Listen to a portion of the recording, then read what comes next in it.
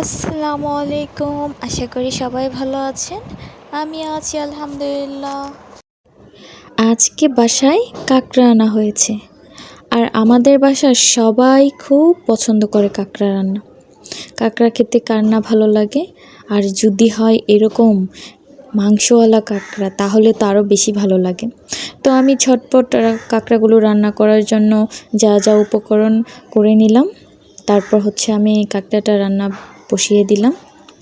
এখানে আমি কাঁকড়াটা আগের থেকেই ম্যারিনেট করে নিচ্ছি সয়া সস, লেবুর রস দিয়ে, কারণ সি ফুড রান্না করতে গেলে অবশ্যই লেবুর রসটা দিতে হয়। কাঁকড়া থেকে একটা আলাদা ঘ্রাণ বের হয়, যেটা রান্না করার সময় বা খেতে আমাদের কাছে একটু খারাপ লাগে।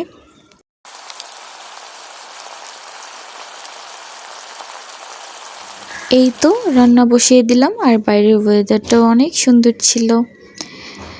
আর আমি কাঁকড়া রান্নায় শুকনা মরিচ বেটে নিয়েছি। এটা বেটে দিলে ভালো লাগে বেশি, আমার মনে হয়। আর কালারটাও ভীষণ সুন্দর আসে, কাশ্মীরি লঙ্কার মতো। তারপর আমি একটু পানি দিয়ে নিলাম যাতে মশলাটা পুড়ে না যায়। এখন আস্তে আস্তে এটা আমি কষিয়ে নিব। তারপর এখানে আমি যা যা মশলা উপকরণ লাগে সব দিয়ে নিচ্ছি। দিয়ে খুব ভালো করে এটা কষাতে হবে, যাতে মশলার থেকে আর বাটা মশলার থেকে কোনো কাঁচা ঘ্রাণ না আসে। তারপরে এই তো আমার ম্যারিনেট করা কাঁকড়াগুলো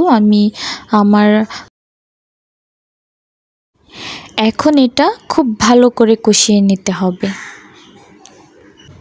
আমার মনে হয় যে কোনো তরকারিতে যত বেশি কষানো হবে তত বেশি মজা লাগবে। আর আমি এই কাঁকড়াটা অনেক ভালো করে কষিয়ে নিব। এই তো আমি কষিয়ে নিয়ে এখানে একটু হালকা পানি দিয়ে আবার কষিয়ে নিব।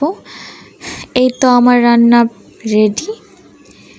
আপনাদের ভালো লাগলে অবশ্যই একটা লাইক কমেন্ট করবেন। আর কাঁকড়াটা কিন্তু খেতে ভীষণ মজা হয়েছিল, আমাদের বাসার সবাই চেটেপুটে খেয়েছে।